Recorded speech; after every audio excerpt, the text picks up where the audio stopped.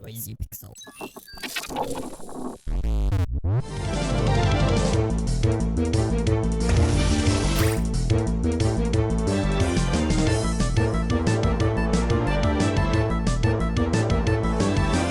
We've seen Pokemon clones before. From the beginning of the Pokemon craze, many have tried to replicate its charm and appeal, but these series have faded into obscurity. Well, that may change with developer VIO's monster-catching RPG Nexomon Extinction. This attempt at the genre may look similar to its inspiration, but it finds a place in the genre through its mature narrative and charming world-building systems.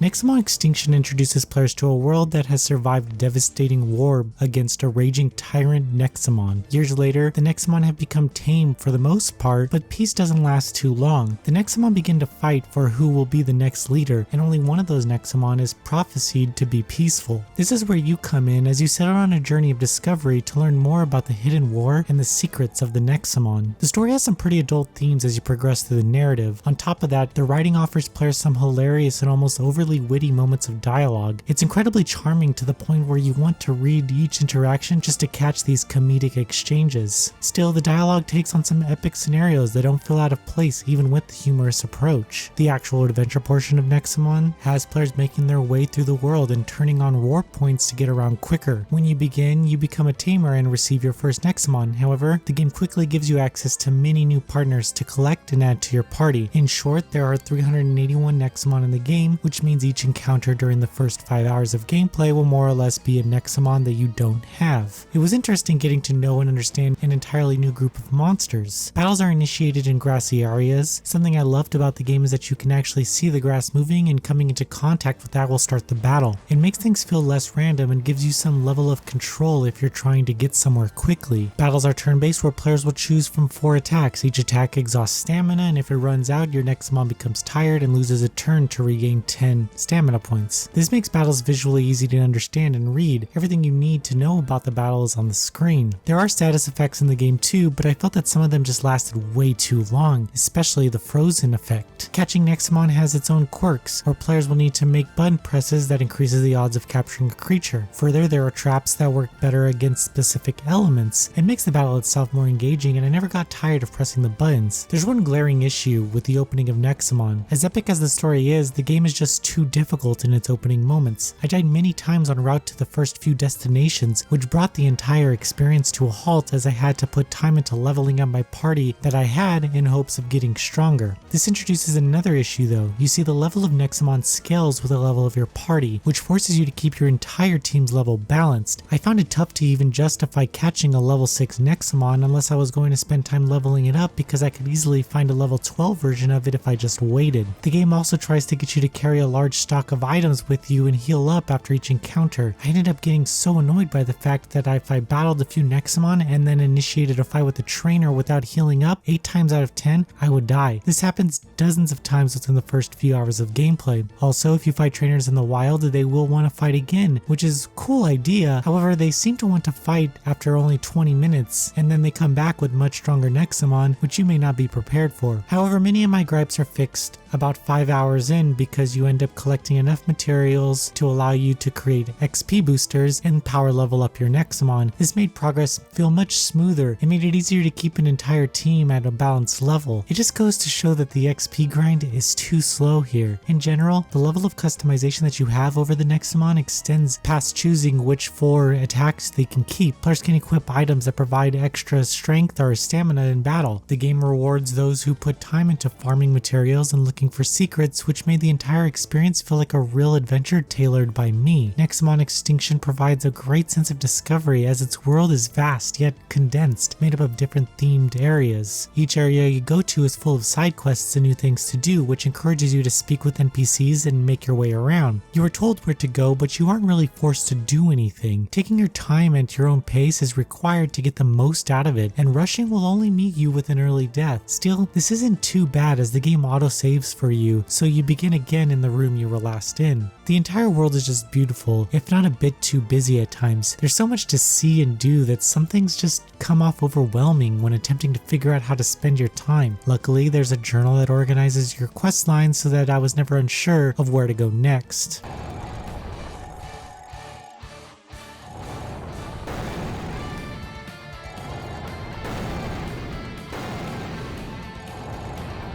Nexomon Extinction ends up being a great monster-catching RPG thanks to its clever character writing and overall epic narrative. You're on a quest to save the world, but how you get there is made entirely up by you. There's some balance that needs to be addressed when it comes to the opening moments, along with the game's difficulty progression, but the systems and the adorable creatures make it a worthy entry in this genre. Noisy Pixel is giving Nexomon Extinction an 8 out of 10. Thank you for watching. Please read the full review at noisypixel.net. Noisy Pixel is run by a group of gamers who work hard to deliver news, reviews, previews, and more. Please subscribe to keep up with all our future content.